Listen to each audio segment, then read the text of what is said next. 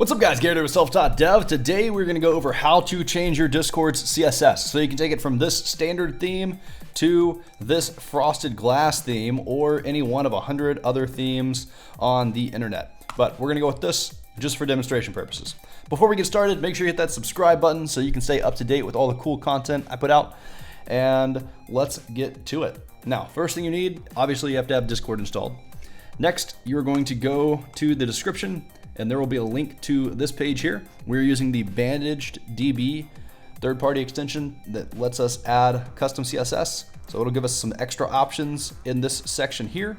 You can just press Control-Shift-I and open up the inspector and modify the CSS this way, but it's not permanent. It'll go back to the default styles every time you restart Discord.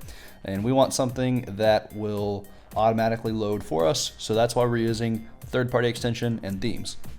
So go to that link.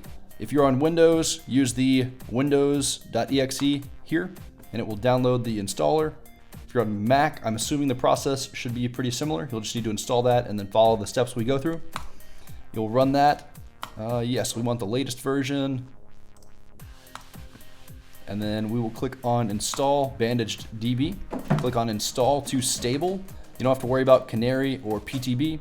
Click on install. It's a pretty quick installation and Discord will restart after it's done. You'll probably have to log in again, so we'll do that real quick. And then we have Discord going here.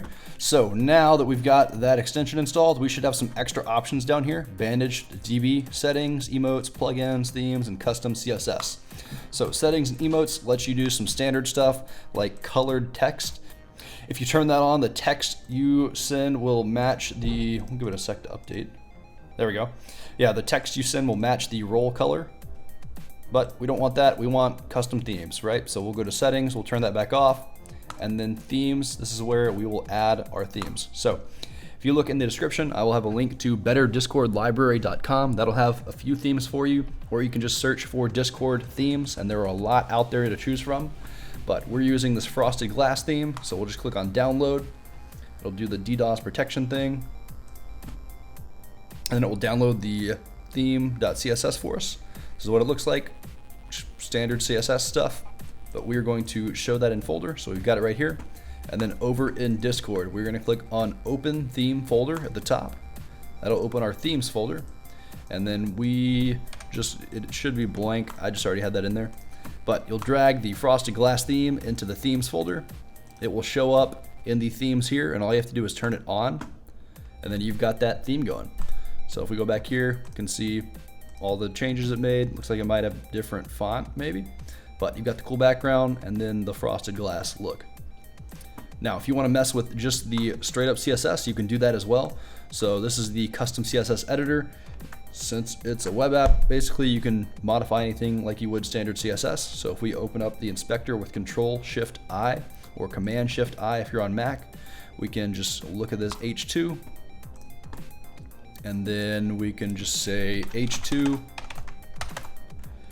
color, actually we'll just say background pink, and then if we update it, we've got the pink background now on all of those H2s. We didn't hit save, dang it. Gotta hit save, don't forget that. And then lastly, oh god, that looks horrible. All right, lastly, there is the plugins. So I haven't really messed with these too much, but if you're interested in that, they also have a plugins library where you can do like account details plus. They've got something for better folders, Discord Cake Day, whatever that is. And you would just install these the same way you did the theme. You'd click on it, you'd click on download to get the plugin. And then over in Discord, you go to plugins, open plugin folder, and then drag and drop the plugin into the plugins folder. So I think that's about it for now. That's how you get the frosted glass theme or customize your Discord with any theme or CSS you want. If this helps you out, give me a thumbs up so YouTube knows I'm doing good stuff. We've got a link to the Discord if you want to come talk tech or ask any questions. I've also got a website where I make monthly projects for aspiring front-end developers. If you happen to be an aspiring dev, check that out. It's selftaught-dev.com. That'll be in the description. And I also do resume reviews. So if you want to send me your resume, I will give you some feedback on that. It will be in a video, but I'll block out the contact information. So you're good there. I think that's about it. So I will see you next time. Peace. Round 1.